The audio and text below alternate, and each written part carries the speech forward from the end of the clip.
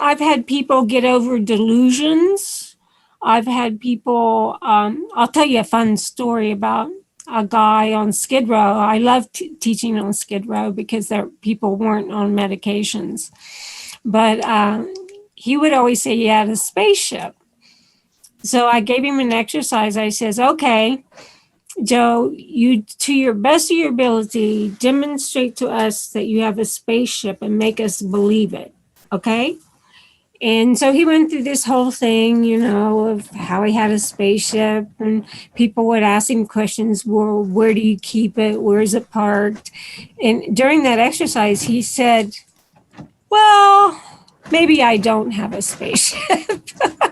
So he kind of cut through his own delusion, by that exercise. And then I recently have been teaching an artist who's bipolar, and she has always had trouble with her mania controlling her.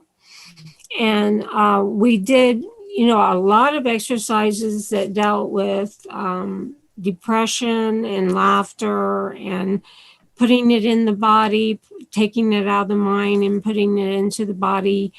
A lot of crying and screaming and things like that. And at one moment she says, I've got it. I have control over my mania. And from that point forward, she did have control of her mania, and she uses it in her work now. So some of the exercises are really simple. Like we start out with an exercise like this. And when the person is doing that sound, they're supposed to look at one point in front of them, just one point. And as they do the sound, they're supposed to inventory where that sound is in their body. Okay? And this usually calms people down. It makes them introspective. And that's how I begin the class. It calms them down and makes them introspective. And then when we do writing exercises, I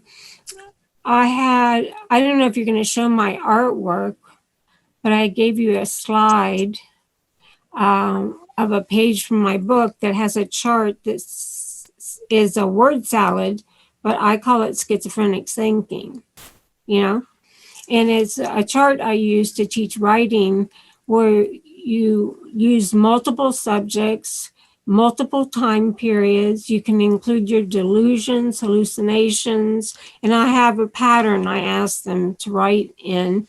And every time someone writes from that part of the classes, the writing is usually very brilliant and interesting, So it connects, I think, with fragmentation of the brain, which people don't understand when they're listening to a word salad, but the person's actually telling like maybe 10 or 20 different stories in different time periods.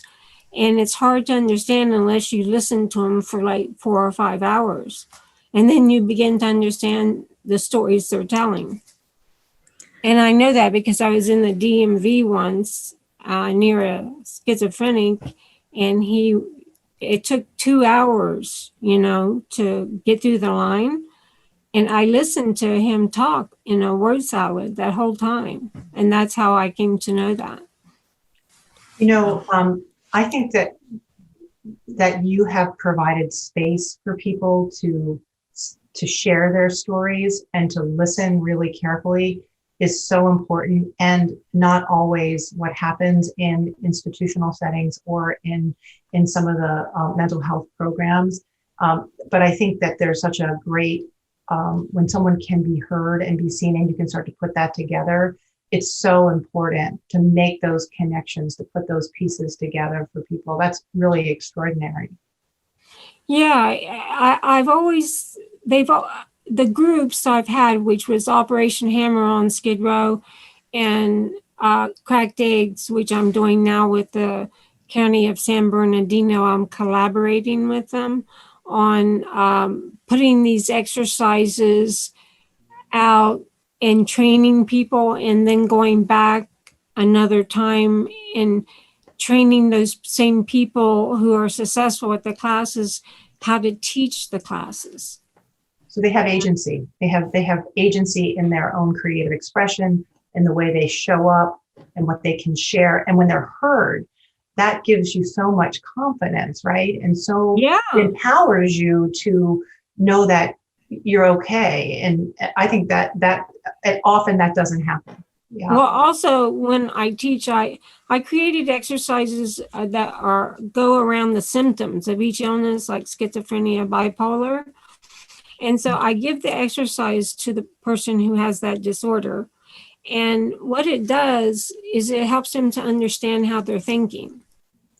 They understand the thinking of schizophrenia. So therefore, they're not so scared of the I hate to say illness, the condition that they have. I do that too. That's how I created the exercises.